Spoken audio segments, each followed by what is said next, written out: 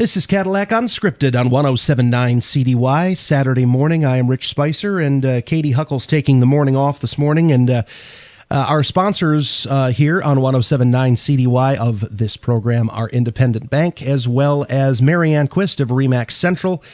They are interested in talking about the good things that are going on in Cadillac, as we are here on 107.9 CDY with Cadillac Unscripted. And we have with us Brandon Parcell.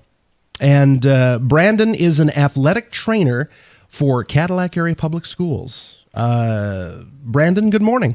Good morning. How are you? I'm doing great. How about yourself? Good. So one of the things that we were talking about just before we cracked the mic here was what is an athletic trainer? So can you define what an athletic trainer does? Yeah, absolutely. First off, Rich, thanks for having me on. You're very welcome. Really appreciate it. To start, athletic training, we're healthcare professionals, generally in the secondary school settings. That's where the majority of our workforce is.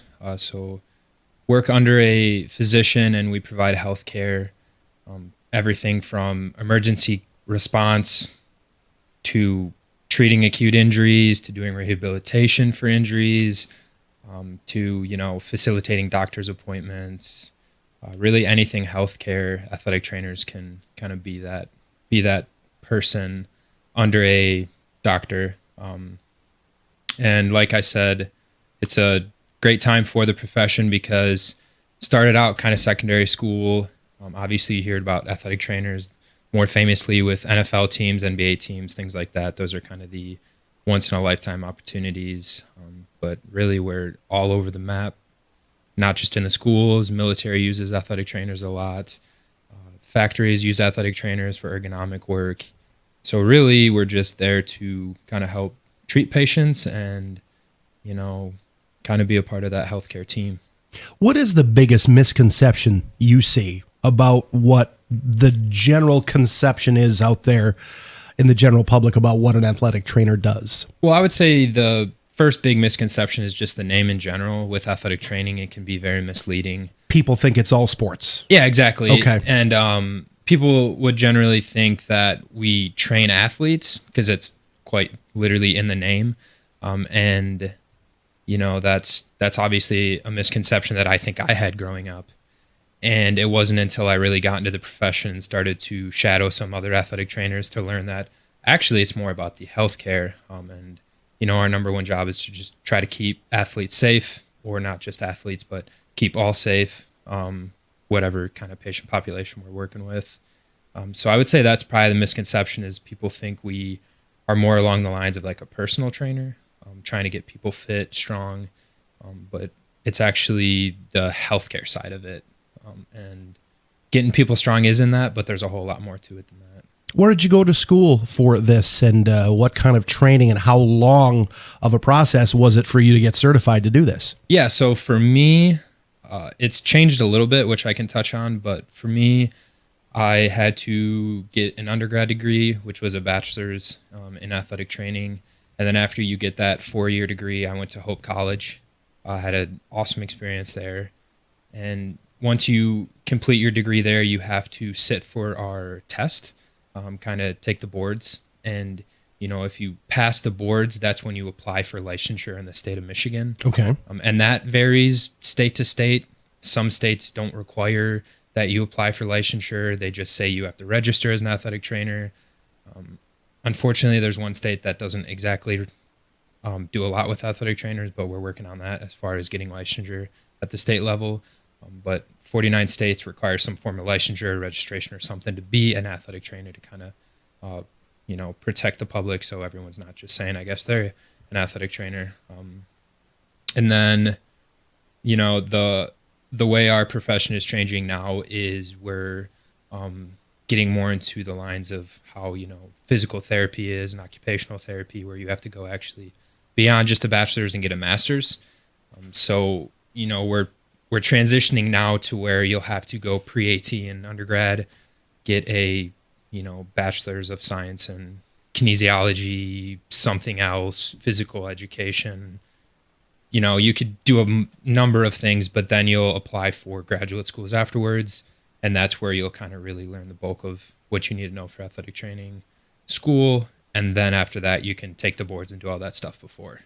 So in listening to you here, it kind of sounds like athletic training is sort of like a tree branch that could go into several different directions. Am I hearing you right on this? Yeah, absolutely. Okay.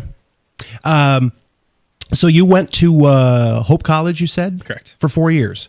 Was your first thought to get into this, or did you change your mind as you went along, or was this your destination? This was actually my destination, and the background of how I chose to be an athletic trainer was in high school. Got to give a shout out to Jackie Hall. She was the athletic trainer at Cadillac when I was here. She was here for 7 years, I believe, with Cadillac. And I know she was able to help a lot of athletes out throughout her years. What year did you graduate? Do you mind saying? Yeah, absolutely. 2012 from Cadillac. Not that far back. Okay. No, yeah. Only 8 years. Okay. Exactly. And so she was the athletic trainer when I was going through, and obviously if you play sports, you're probably going to get injured at some point. You're lucky if you don't. Exactly. Yeah. And I, sustained an injury, and I know Jackie was really good throughout the process of helping me get stronger from my injury. And, she did some taping once I was ready to get back on the field and stuff. And that experience was awesome for me because going through high school and really going through college, I also played football at Hope. So I was like immersed in that athletic stuff. And I just felt that I really never wanted to leave the athletic stage. And unfortunately, I knew I wasn't good enough to be a pro athlete. Obviously, not many of us are. Wish I was. But, since that didn't pan out for me, I decided athletic training would be a great way to stay in the athletics game.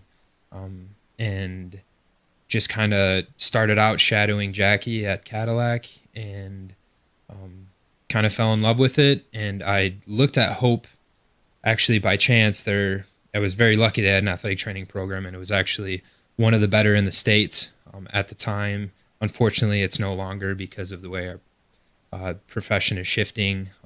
Hope doesn't really immerse themselves in postgraduate work.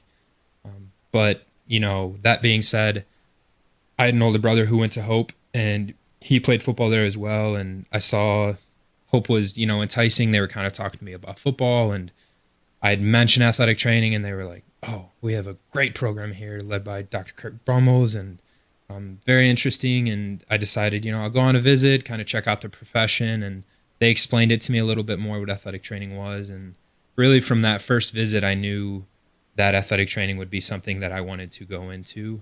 And I guess I've really never looked back. Did the experience as an athlete kind of help you along the lines in that decision-making process? Absolutely. And it's still helping me to this day because I understand the difficulties that athletes go through, not just from the being injured standpoint and the compassion standpoint. Because, athletic trainers and this healthcare, individuals and in general have to have a lot of compassion and understand where people are hurting and, all of that. And that really, really helped me. But not even just from that standpoint, from the standpoint of, understanding classes and how there's a lot to go on with an athlete.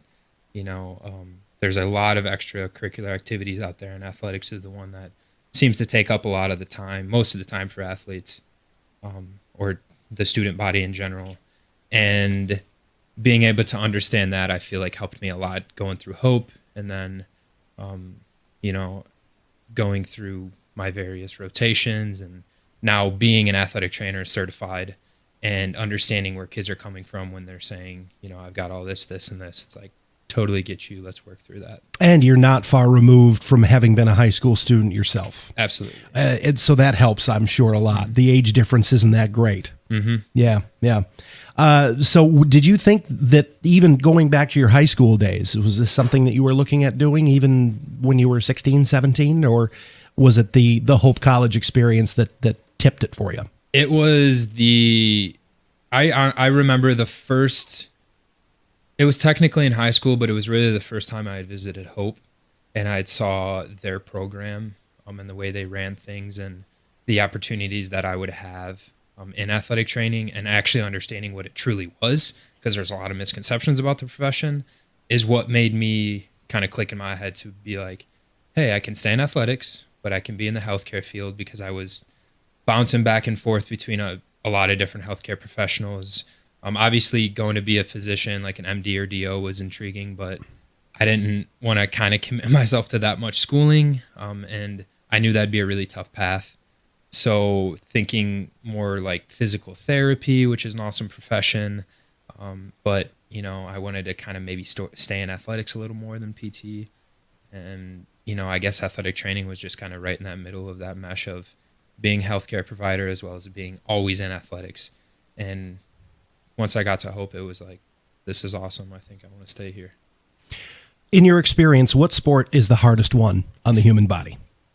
Well, in my experience, and this is strictly from, I guess, a professional standpoint, as far as, we do some injury tracking and stuff, and football seems to obviously be the one that, where the room is always, my athletic training room at the school, it always seems to be the busiest in the fall time. Mm-hmm.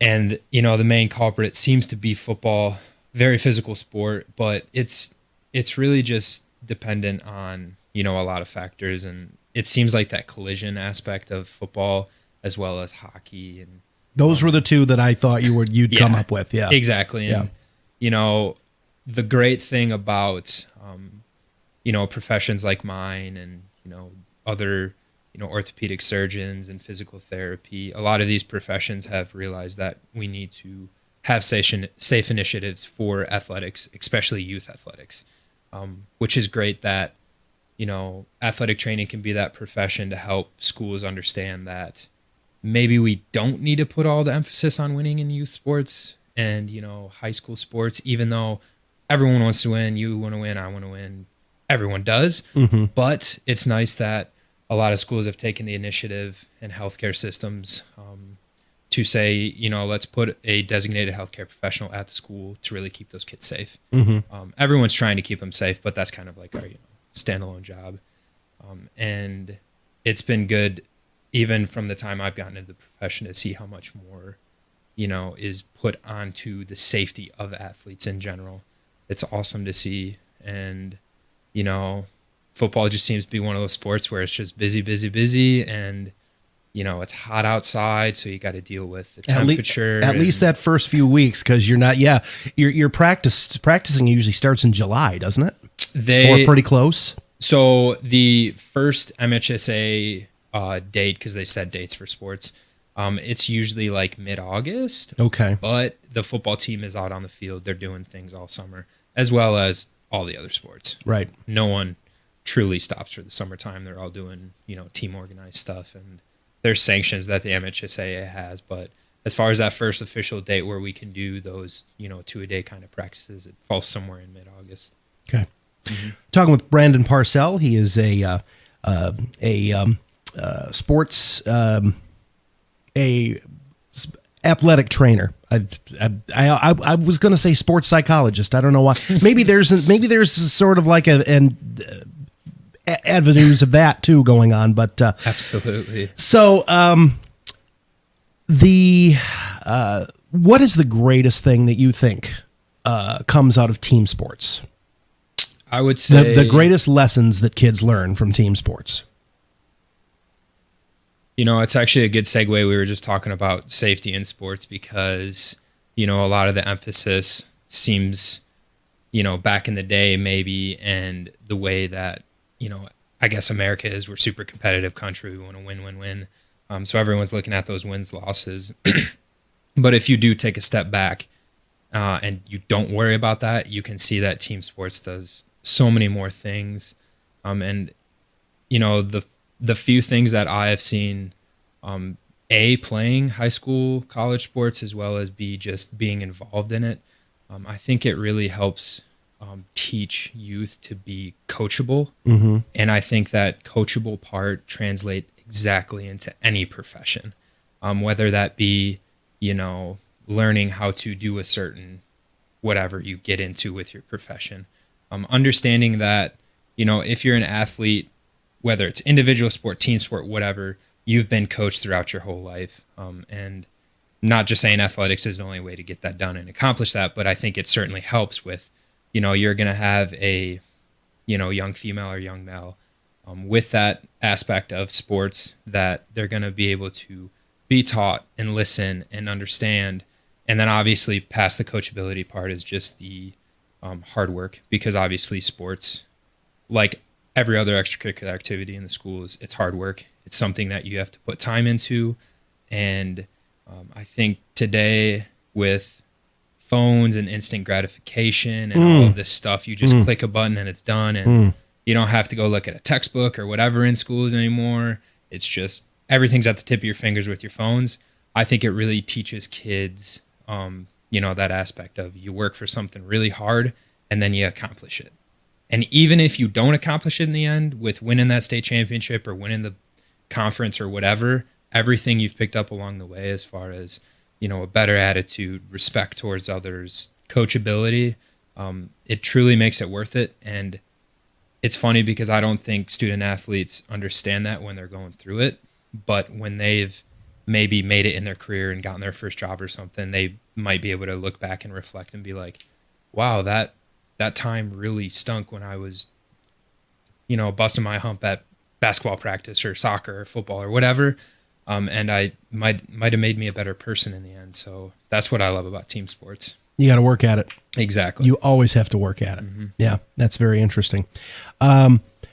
Craziest in-game injury you have ever dealt with? You don't have to mention names, but anything weirdly unexpected that ever happened injury-wise to an athlete during a game that you recall? Well, I mean, I guess I think back to working, because I actually went to get a post-professional master's in athletic training at Ohio University. And, the way that worked is you applied and you got into the school, and then you also applied for, graduate assistantships. So I was a GA athletic trainer for the football team at Ohio, and I saw I saw a really, really bad concussion when I was there. Athlete had lost consciousness, and that was kind of scary to deal with. And concussions in general are kind of the issue nowadays, that there's a lot of initiatives about it, and everyone's trying to limit head contact. And that was pretty scary to see someone unconscious like that on the playing field. But also when I was there, I saw, a lower leg complete fracture through both of the bones down there. And that was pretty crazy to see. And it's interesting because as, an athletic trainer, and I know every other healthcare professional out there will kind of see this, is when you're in those situations, you just kind of like snap into it. And, you've been through the training, you've done all your hard work and everything. And then once you get into those situations, it's like you just snap into it like zombie mode, and you're checking pulse and, splinting away and doing all that good stuff. And it's just been, it's interesting. And I feel like I always get that question of the worst injury I've seen. So I feel like I've been actually pretty blessed as far as the orthopedic side of not seeing too many gruesome things. But, if that happens, we'll be prepared. Well, when we're talking about the need to spring into action, obviously people who've read the paper and watched TV recently know that something very unexpected happened here a few weeks ago on the court in Cadillac, and we're going to talk a little bit about that here.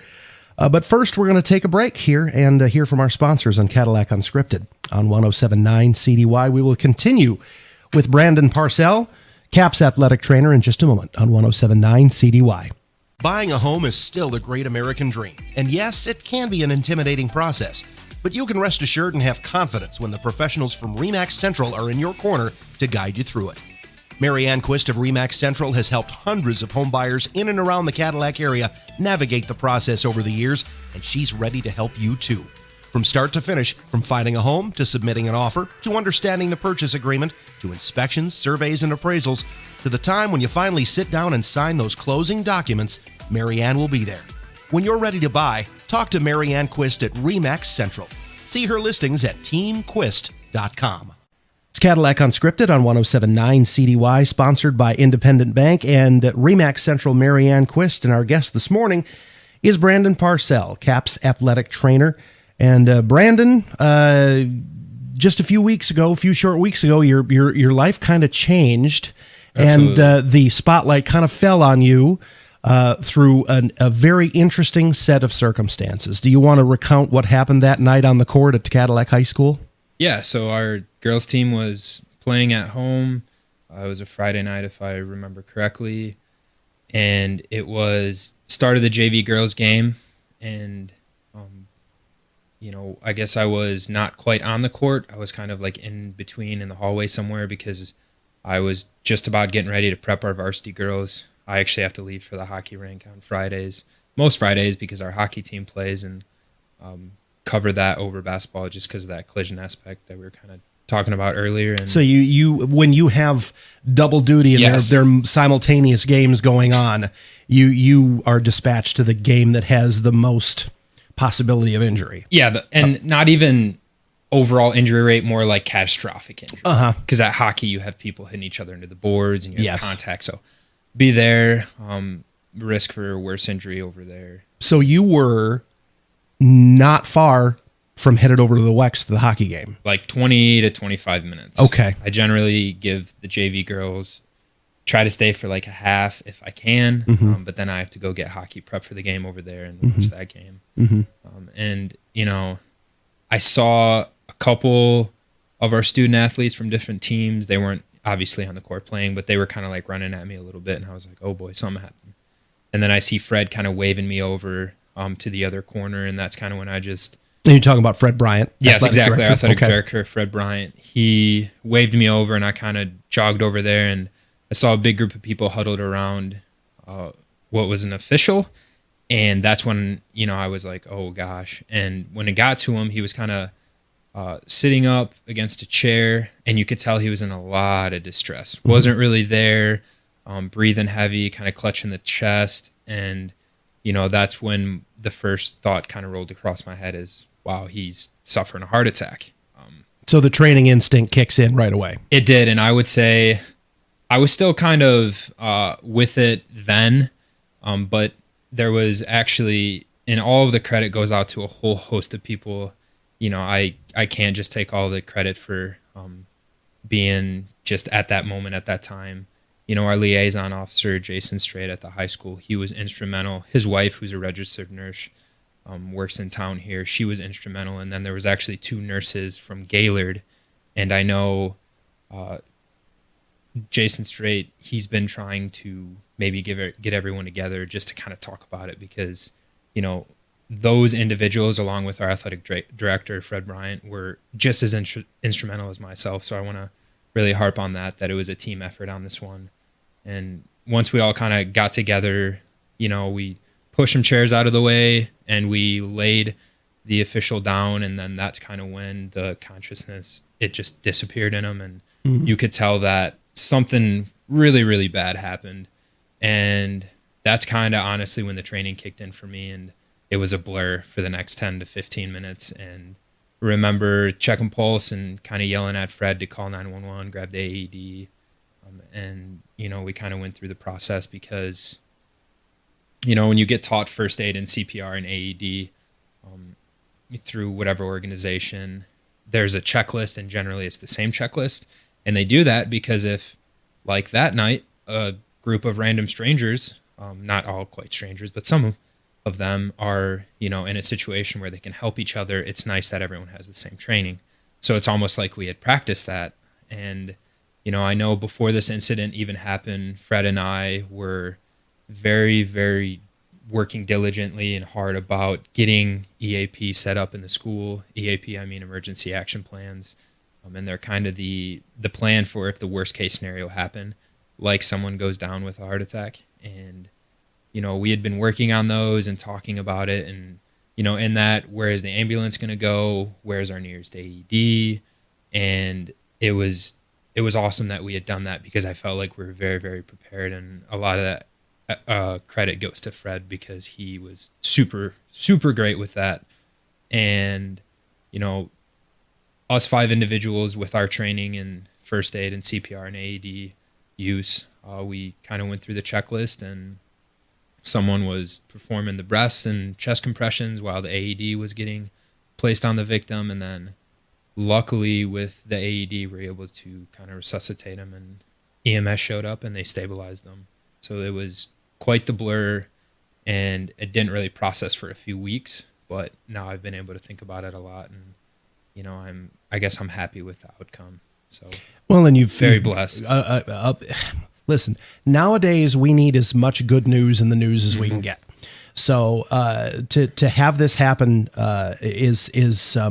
it's a wonderful thing. I'm sure it's great for you. I'm not sure that you were prepared for all the attention you got from it, and here you are talking with me this morning. But and you were recently given a nice little honor by Cadillac Area by the CAP School Board as well. Absolutely, Jen Brown set that up, and just thank her and thank the whole school board, and really the support from the community. And then the support from my profession as well through our national and state organization. I've had several people, old bosses, reach out and say, hey, make sure you take care of yourself in this situation as well. And, it's been extremely, extremely, really just humbling. And like I said, as athletic trainers and as healthcare professionals, obviously, if you're first aid or CPR and AED trained, you get ready for this and you're ready to do it. And then afterwards, you're just that the outcome was okay, and in this case it was, and the attention, like you said, has been it's been extremely uncomfortable for me, because it's just kind of trying to do the job and get the job done. It's what you were trained to do. Exactly. Right. Exactly. And just like Deputy Strait and his wife, it's just kind of training kicks in, and but no, the community support has been absolutely awesome. And you said that Officer Strait kind of wanted to maybe reach out and get everyone who was involved in that together, maybe sit around in a circle and talk about it. Yeah, exactly. I mean, it's important, for if something like that happens. And I know in grad school we had to do that a few times. If you see something that is possibly going to affect you mentally, then you want to make sure you talk through that, and what could we have done better? What did we do good? And is everyone doing okay mentally? Like, not letting it, bug them too much, I guess, because, I had a surge of adrenaline that night, and I felt like I could have ran for miles afterwards. So, you got to work through that stuff. Right. So, well, it turned out fabulous. It also turns out, I not heard the story about how you might have, had that happen a half hour later, you wouldn't have been around. But other people would have been. But it's been a wonderful thing for you and the community, and I'm glad you came in to talk about it this morning. Yeah, and I will say very quickly, MHSAA makes sure that all of our head coaches are trained in first aid and CPR and AED. And Fred, our athletic director, has actually kind of taken it as his own initiative to make sure even assistant coaches are trained. And our game managers, and obviously he's trained in it, and as many people as we can, because if I would have been gone in 25 minutes, it's comforting knowing that there's another 4, 5, 6 people who can jump in, and I am sure that official would have gotten the care he needed, and the AED would have been able to do what it did, and that's really why we do that, is because there's only one certified athletic trainer for CAPS, but there's over 30 people who are trained in first aid and CPR and AED, as well as designated teachers. That is one thing that is actually law too, I believe, in the school systems, is you have to have designated people who are ready to respond in a cardiac emergency. So to kind of circle back around, it must have been awesome for you as a Cadillac Area Public Schools graduate to be able to come home and do this for a living. Absolutely. It's been a great experience. I felt super supported by the board, by Fred, Maddie in the athletic office, everyone in the main office. It's been very supportive, and it felt like a little divine intervention that I did take this job, because, fresh out of graduate school from Ohio, my wife and I moved down to the Metro Detroit area, and I got a job at a college, and maybe something that I pictured myself doing long term. But after a year down there and seeing this opportunity at CAPS open up, and she's a public school teacher as well, so there's opportunities up here, it kind of felt like, why don't we just make the move up? And this happening and being able to influence some other student athletes in the area and other professionals, it's been amazing, and it's definitely felt like it happened for a reason. And yeah, I think it's always good to have someone return to the hometown. Absolutely. Because in my line of work, I deal at the CTC. I see lots of kids who are like, I've got to get out of Dodge. You know, the walls are closing in. It's a small town. I get it. But it really is okay to come home eventually. It was, and I felt that same way. So if, you're in that situation in high school, or you're a young adult and you feel like you need to get out, use college to go out, explore the world, live in a different city, bigger city, smaller city, I guess, which would probably be pretty difficult. But, always, I guess, it is nice to come back home, and it's been a good experience for me this far in my journey of life, I guess. Well, we appreciate your time here this morning on Absolutely. Cadillac Unscripted. It's Brandon Parcell, Cadillac Area Public Schools athletic trainer. Brandon, thanks for your time this morning. Thank you, Rich. This is Cadillac Unscripted, sponsored by Independent Bank, as well as Marianne Quist of Remax Central on 107.9 CDY. Join us in a week's time. Katie and I will have another cool guest for you here on 107.9 CDY.